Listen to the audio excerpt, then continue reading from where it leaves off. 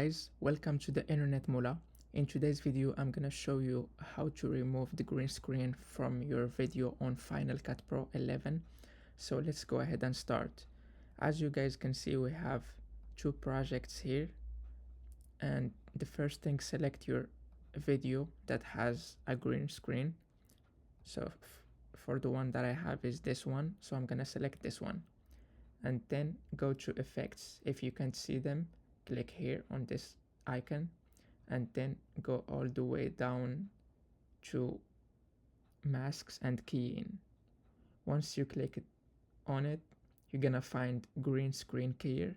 So we're gonna move this to the video like this, and once you move it, you're gonna see this effect here that removed our green screen. And you can change if something's like not perfect in your video. You can change it just by the sample color.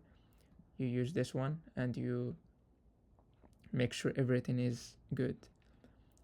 So that's it for this video. If you like it, share with your friends, subscribe to our YouTube channel to get more tutorials like this, and don't forget to visit our official website, theinternetmoola.com, to get more tutorials.